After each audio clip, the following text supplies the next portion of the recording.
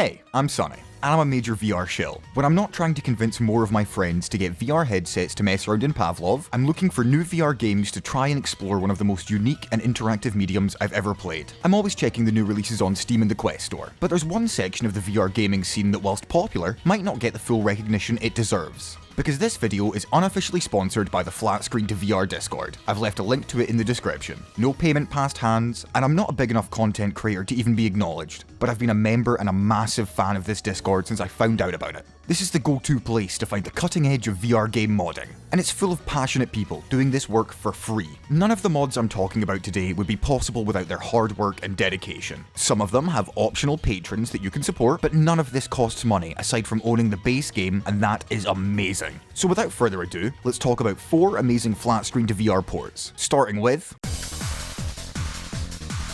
So I'd never actually played Resident Evil 2 up to this point. I've played Resident Evil 4 twice, once on PC and once through for the Quest 2 version, as well as Resident Evil 5 and 6. But I'd never tried one of the classics, so I chose out of the available VR ports, which are Resident Evil 2, 3, 7, and 8. I decided that while 7 was built from the ground up with first person in mind, and had VR on the PS4, I'd also seen a playthrough, so wanted to go in with fresh eyes. I chose 2 as it seemed like it would be the best one, and I also had help from a certain resident Destiny addict in my Discord, so thank you again, as well as being told that Resident Evil 3 apparently has a lot of you getting thrown around in cutscenes. I didn't really want to torture my stomach anymore, and oh my god. They did such a great job with this VR mod. Now, like all VR ports, it's not perfect, but in full honesty, most VR horror games aren't that great. I don't frequent VR horror too much because I'm a big piss baby that's not a fan of the big spooky, but having a game designed from the ground up to be scary and engaging first, that then had great VR locomotion and aiming added, makes this a really awesome project.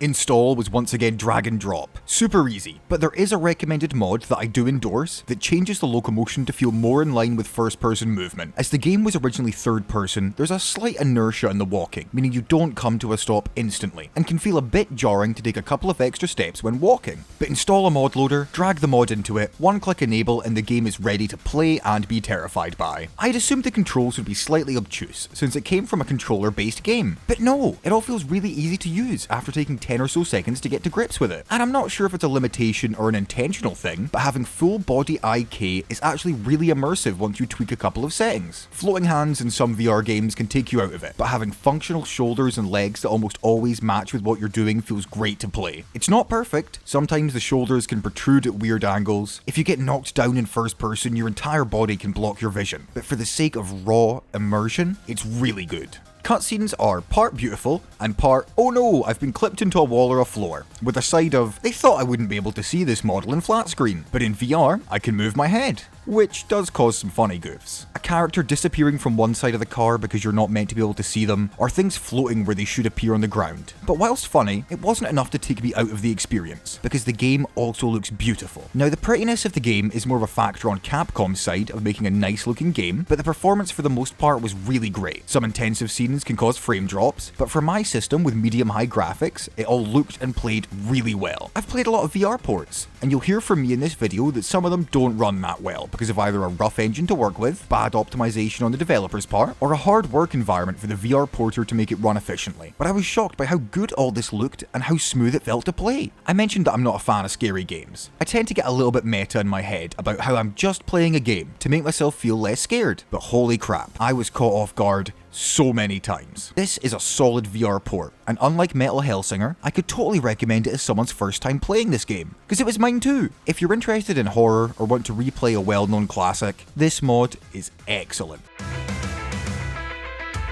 So I've already reviewed this game as one of my introductory videos to YouTube in my Good Game in 3 series that I stopped doing. The TLDR is that this game is amazing, but as soon as I felt the rhythm pulse and the vibration of my VR controllers, I was already immediately hyped to go through it again. Metal Hellsinger wasn't just my favourite game of last year, but of the last few years, and holy shit does it still hold up in VR. Now I have to caveat a few things. Unless you have a 30 series graphics card like me, your performance won't be great. Mine still wasn't all that good. even with a free VR utility plugin that helps boost performance. But the fact that someone turned this amazing game into one that has full motion controls and 6 degrees of freedom is unreal. Installing was pretty easy, just drag and drop the files into your install folder. There's a config file you can tweak specific aspects of the HUD and locomotion, as well as reduce some of the particle effects to help with performance. The controls can feel rough to start with. I'm using a Quest 2, so it has limited button space, but once you get the feel for them, just like playing in Flatscreen, the experience is impeccable. There's no way for me to smooth footage for these games, so you're gonna have a lot of head wobble from the natural head movements. But understand one thing, I had to retake some of this footage twice, because I got into the rhythm and the music so much that I found myself bobbing and dancing away to the amazing soundtrack. Admittedly, I have had to gimp the graphics to get it to be relatively stable, but still run at a decent render resolution. But when you're in the moment, you don't notice it at all, until parts of the world are just black, but they don't affect gameplay in any way. I would say that the cutscenes are an interesting experience, as they will cinematically pan and move you, so your stomach has a slight chance to feel like it's going to be ejected out of your mouth. But this change in perspective gives you the ability to look at some of the phenomenal world design they put in. Changing the config file for the mod allows you to have your HUD feel natural by being above your guns or around them, but I'm a fan of fixed head HUDs, unless the game is specifically designed to have natural feeling HUDs you interact with, like a watch or the underside of your hand. The game is still fast as hell, and it'll 100% be harder than it is on flat screen. You're aiming with your hands now, so handshake and controller interpolation are a factor. This can make some of the precision weapons more difficult to use, but really, the shotgun is the best weapon in the game anyway, so more excuses to use it is always appreciated. But with the dashing and double jumping mechanic, the arena shooter feel of this game on flat screen is turned up to max by playing it in VR. If you're like me and you love games that are fast as hell and have fluid or unique movement mechanics, this one is right up there. But I do have to say, if someone was going to play this game for the first time, I would still recommend playing through it on flat screen first. It's more of a refined experience that way. I absolutely adored getting the excuse to beat this game I'd already beaten 3 times again, but the mechanics can only be properly appreciated and sufficiently learned if you've played in flat screen first. Either way, this is an amazing game, and I highly recommend this mod if you have the chance to play it. Also, this is on Game Pass, so this is a certified Game Pass shill classic.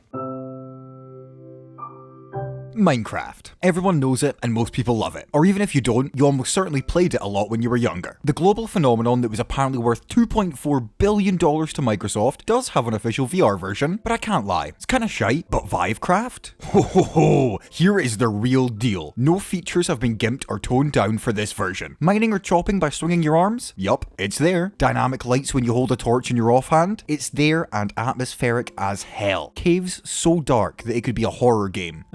Let's not talk about how I piss myself every time I hear that iconic creeper hiss. In my opinion, VR is the superior way to play Minecraft for someone who's already played too much of it in one lifetime. I don't play the game that often, but me and my friends play roughly every 6 to 12 months. I'll set up a server with whatever version of Minecraft Vivecraft supports at the time, and out of our group of 8 people, 5 play in flat screen and 3 play in VR, and it works flawlessly. There is an additional mod that flat screen players can install to see VR players' arms move if they want, but even by default, if the host sets up the VR server right, you'd never know the difference unless you were in VR. The install is super easy. Once you've got whichever version you want from the Vivecraft website, you just run the installer and boot up the Minecraft launcher as normal, and then select the newly created Vivecraft profile. That's it. The controls take a little bit of getting used to, but once you've got them down, it feels totally natural. You're not really going to be able to play Fortnite and start building on fools to take them down, but you can confidently, reliably, and with decent pace make any kind of building you would in flat screen. But the thing that everyone that's played Minecraft VR agrees on is the sheer awe of the scale. If you don't know, in Minecraft 1 block is 1 meter. You might go, yeah, logical, until you come face to face with a 1 meter tall pig and become perplexed by the strange familiarity it brings. Hills that looked easy to run up now tower above you. Crevices that were a diagonal dig away are now precarious, dangerous, and intimidating. It's an eye-opening moment to first experience, and one that catches me off guard every time we replay after a long break. Things that were mundane in flat screen become novelties in VR. Fishing is a chill experience. Watching the bob go up and down waiting for a bite. Taking in the environment and wildlife. Riding an animal is fast and possibly stomach churning. And don't even get me started on the Vomit Express ride you can make with minecarts and powered rails. Even just getting lost in a cave becomes more paranoia inducing with the darkness and ambient noise that's present in flat screen. It becomes a visceral experience where you can actually fear for your gear and beware of whatever mob may be approaching you. you. The performance is good for the most part. I have a good rig and already have it tweaked to run and look good enough for me, but it will require a little bit of tuning on the user's end to get the balance between performance and fidelity that you want. You can't really have the same massive render distance you do in flat screen without some compromises. But once tweaked, it all feels totally natural. There's also a bonus of playing in VR. If enabled, you can craft climbing gloves that let you scale basically any surface. This is awesome, and it really makes you feel like you can go anywhere, and allows you to build and explore in funky and unique places. If you wanted a shake-up of your traditional Minecraft experience, seriously, play Vivecraft. The developer that makes it deserves all the praise in the world for the effort they've put in. Even if the updates are slow, I'll be patient.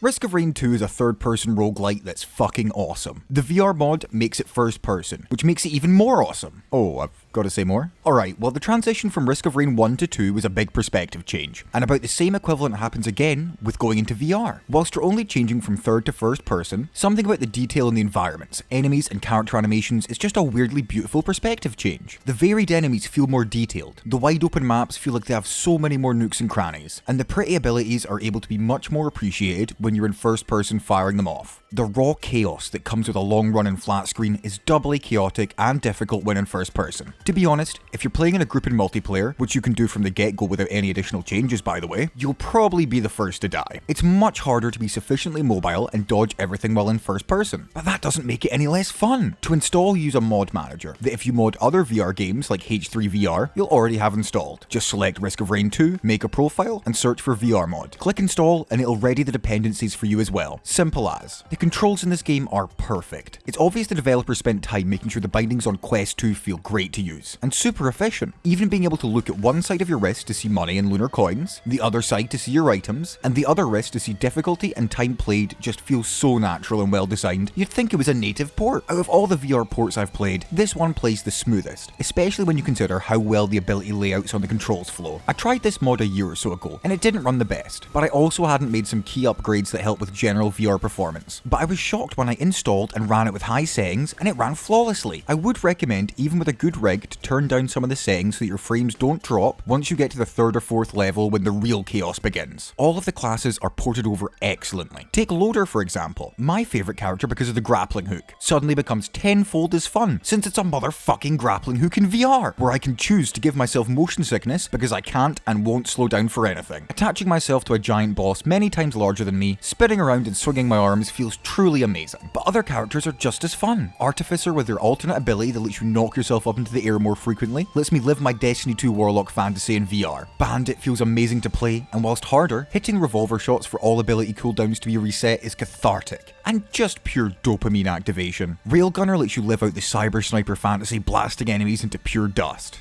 In the flat screen version, all of these characters brought something new and played differently, but in VR this difference is cranked up and really felt throughout every second of gameplay. Combine that with the perfect controls, beautiful visuals, and solid gameplay from the core of the game, and you get an amazing experience that some standalone VR games wish they could match. Thank you for making it to the end of the video. I'm probably going to do a part 2 at some point because I've got a bunch more games I'd like to talk about, but to keep the content steady and my workflow moderate, I'm going to leave it here. If you have any suggestions of ports or even VR games you'd like covered, let me know. As a VR fan, I'm always passionate to talk about the amazing experiences it can bring and the unique perspective shift it gives. Thank you for watching, and fuck the metaverse. Just play VR chat instead.